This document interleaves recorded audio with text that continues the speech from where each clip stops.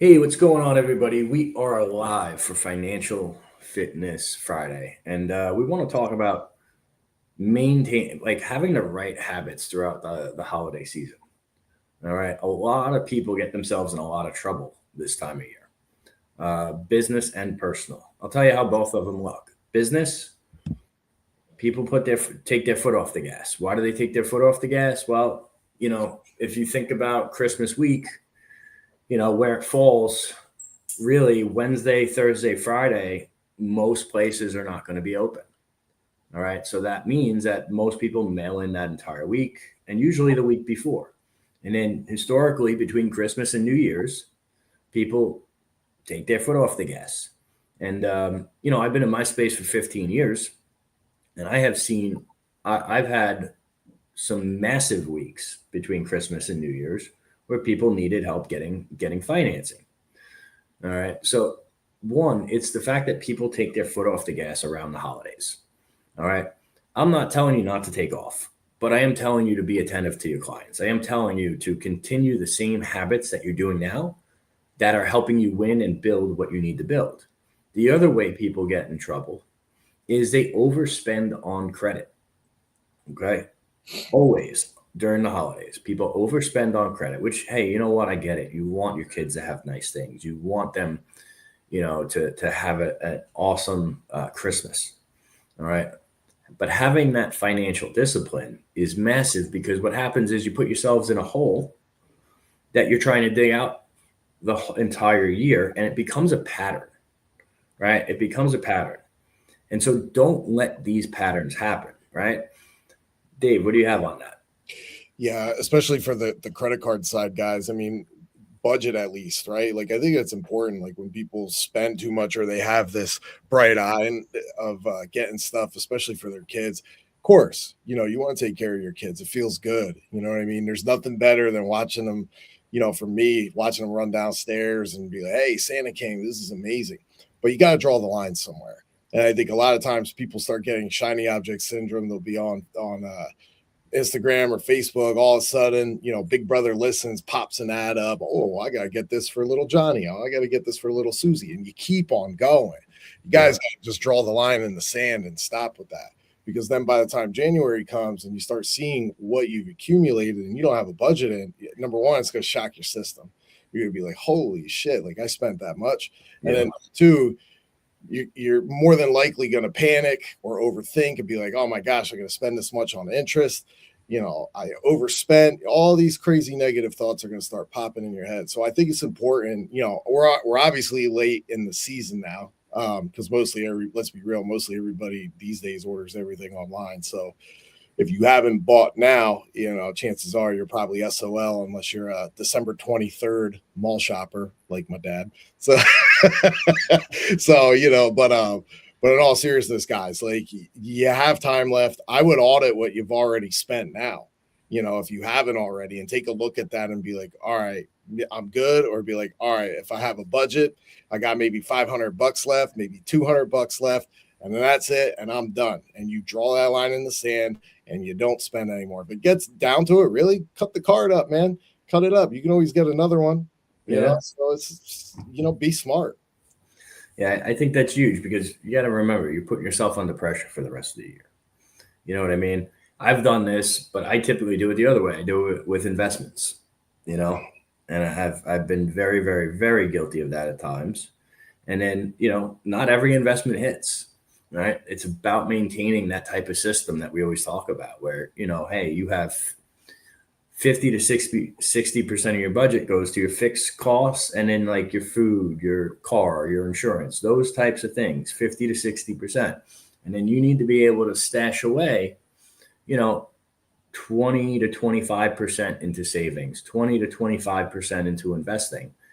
And if you can maintain that every single month and you have that type and that level of discipline, right, you will build wealth. You will be in a much better position than I would tell you 98% of the rest of the people that you know. Right. And it's just boiled down to having that structure and doing it the right way. Same thing with your business, guys. Like so many businesses I know overspend on things all the time, all the time. They put money into things, and it's always a gamble.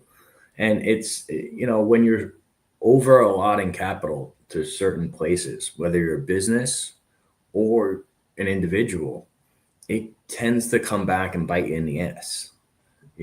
There's typically like a happy medium. Now, savings is tough, right? Why is savings tough? Well, because the value of the dollar keeps going down. So that savings has to look different. Maybe it looks like it's in a money market account, right? Maybe it's in gold or something that isn't as volatile, right? But isn't going to lose, I don't know, 5%, 10% a year. Because that's ever since the pandemic, you can see that, the value of the dollar is dropping and dropping. And it's because they're printing. And look, they just lowered rates, which is good. Okay. But I think they're going to do some type of quantitative easing where they're going to pump more money into the markets. That means they're going to print more money. Right. And whether you like this administration, don't like this administration, they just sent a whole bunch more money overseas, which was supposed to stop. And it just doesn't seem like it's stopping. So like every time you guys see one of those bills, okay, that are going where I don't know what it was. It was something crazy, like 600 billion. Okay. And anytime and another 80 to the two best friends. Yeah. So like when you guys see that, just understand that like that's actually we're paying for that. Okay. That's not like it wasn't lying around in the government coffers. The government doesn't have that, right? They're printing that. That reduces our money's value. And then we ship it out overseas. Dude, I saw a crazy statistic.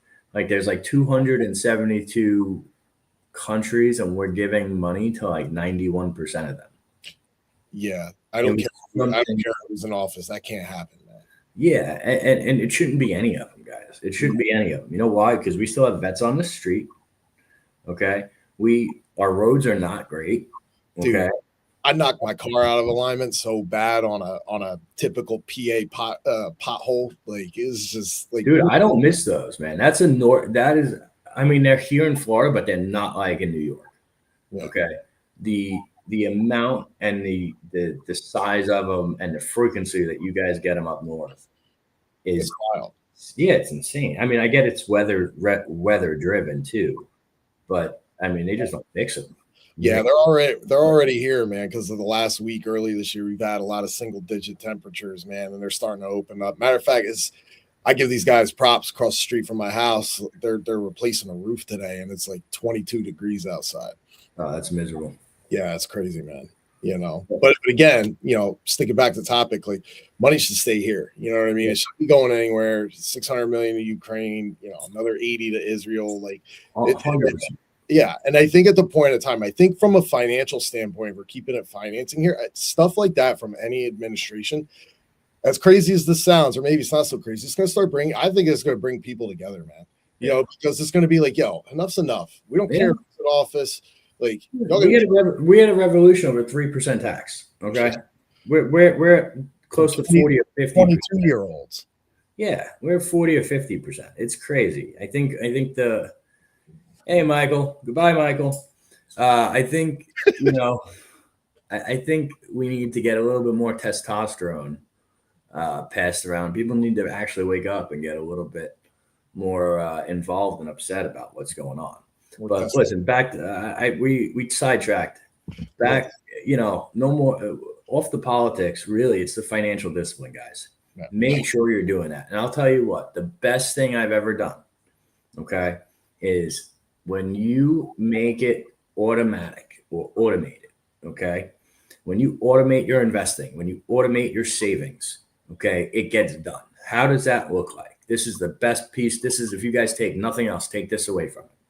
Okay, if you're getting money deposited into your personal checking account, and let's just say it's $1,000 every week, you can have your payroll company deposit $250 of that into a savings account that you don't touch, right? You could also have your payroll company put $250 in an investing account every single week that you don't touch. You just put that money in where it needs to be. Or if you look at any of the exchanges, so like Gemini, Coinbase, any of these, you guys can be having that type of savings, okay, or investing, draw on a daily or weekly or monthly basis. And there's no reason not to have that done, because guess what? If it's not hitting your checking account, okay, most people won't spend it. So do it the smart way, guys.